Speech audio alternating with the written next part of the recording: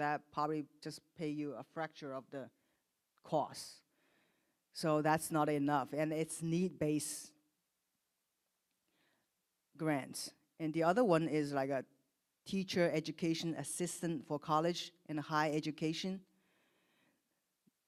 And this program only give you 4,000 per year.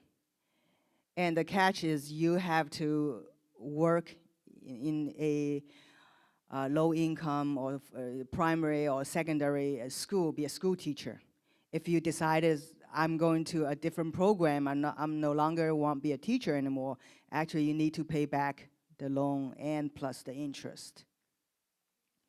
So the third one with federal supplemental education opportunity grants, and this is $4,000 per year. And this most of the school they don't have that program. Depends on which school you are going to send your kids to. So other programs like those institution grants, like maybe Google or GE or those private companies or endowments, they have grants based, they could be needs-based or merit-based. And some state-sponsored grants, depends on the state or the school you go to. Then let's talk about the loans and borrowing. And education, the loan you take, it doesn't matter your kids take the school loan or your parents take the loan, you need to pay back the principal and plus the interest. And they have a time frame, you need to pay back within like 6 months, 9 months, or first 60 days, depend on the program. And there are 3 categories loans: student loans and parents, they can borrow from a bank or the private relatives. Here are the federal loans. As you can see, the maximum Stafford loans, the maximum you can borrow the debt when at the time you graduation is they have a cap. You cannot exceed $55,500 with no more than $23,000 in subsidized loans. So actually, then you see you see the rates. Even a subsidized loans, you pay 3.4% fixed. Especially in this environment, and interest rate is low. This is definitely not a good deal. That's too high. I mean, that's considered the lowest fixed amount. If you unsubsidized loan, you pay 6.58, almost 6%. That's way too high. I mean, I pay my mortgage 3%. I mean, the student loan, you pay more than that. I mean, that's a borrowing cost you have to take in consideration. And they only give you 6 months, the grace period. Once your kids either graduate or the units they take drop below the full time, below 6 unit, then you need to start to pay back the loans.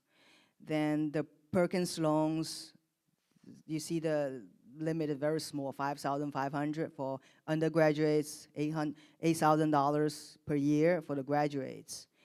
And you pay at 5% fixed rate. That's still high, that's 9 months. And the plus loans, and almost 8%. And the thing is, you need to pay within the first 60 days. So nowadays, especially when the economy is not great, I mean, the kids get out of school and they have no working experience. It's difficult to find a job within 60 days. Even the parents, like we work 20 years, 30 years in the industry, if we get laid off, it's still challenging. Find a job within 2 months.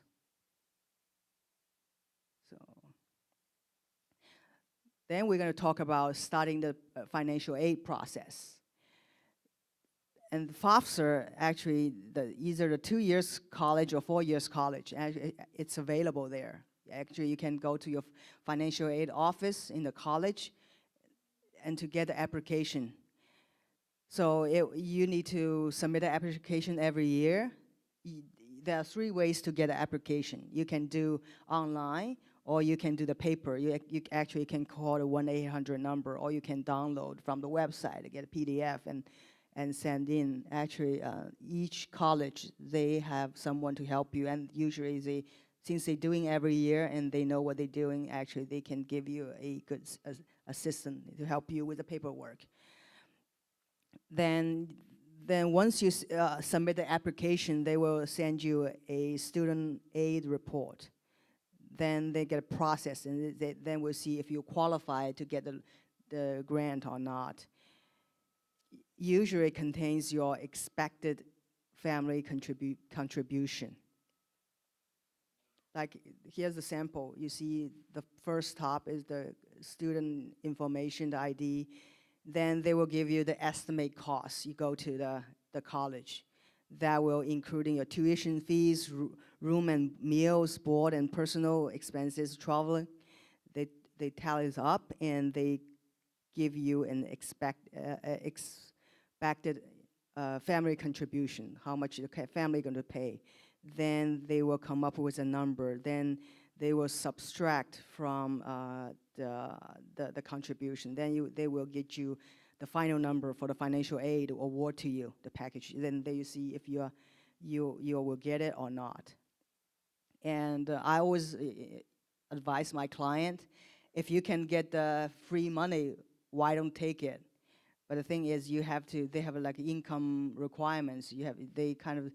This kind of program is more need-based. If you're low income, your family total gross income is to a certain level, you probably cannot get it. Depends your family situation. So if you can get the free money, take it.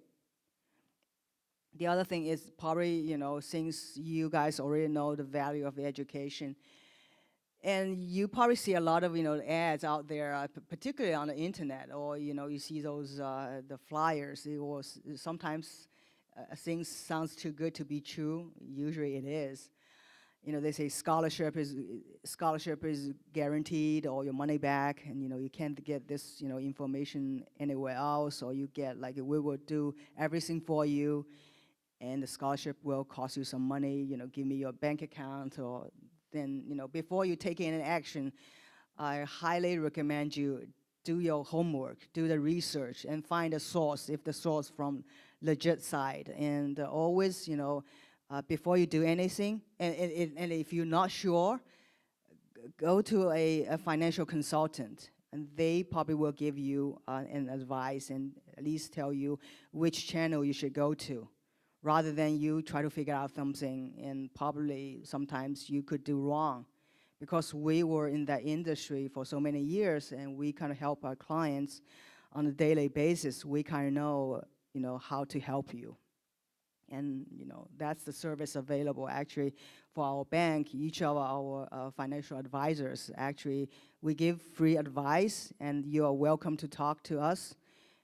Then any questions like how I'm going to set an account, how much I'm going to contribute, what's the benefit on that. So saving for the college, then you can see over the year from 2008 to 11, 3 years, you see the student loans is go up, right? On the other hand, you see the credit card debts go higher too, because economy is not that fully recovered. Probably the family have limited resource, so the kids kind of force them to borrow from their credit card, which that's the worst debt. There are some good debt and bad debt, and this is obviously the worst debt. Usually the bank will charge you 20 to 25% on the money you borrow. So that's the worst debt. You don't want your kids or yourself ever get into that. So that's why I just want to emphasize the importance of saving and invest for the kids. So this is like a comparison and show you investing versus borrowing.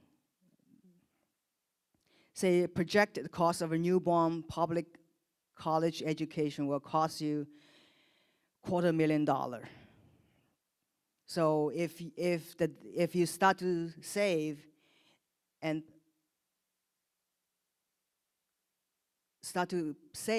if you put like $579 per month for 18 years for the kids, and let the money sit in the accounts and grows for at the end of the 18 years, you see the money is doubled. Versus if you borrow, so you borrowed money for 15 years at the rate at 4.5%, which this is considered the lowest you probably see from the previous slide. This is subsidized loans. If you cannot get subsidized loans, you'll be pay higher, 7 to 8%. So even you get the lowest rate, I mean the rate to get the loans, that's how you cost. That's how over the year you will cost. So you see the difference. So that's the benefit for you to every month put a amount of money, put the account for your kids, and let the money grow, and let the money works for you, rather than you work hard for the money. And here are some options. You can fund it from your saving account, and you can use your brokerage account, which is your investment account, and you can use the AGMA or ATMA accounts. Also, you can set a Coverdell Education Saving Account or 529. I will go through each account, what's the pros and cons. How you're going to use it depends on the situation. Actually, you can see 529 college plan. It's a federal income tax-free saving.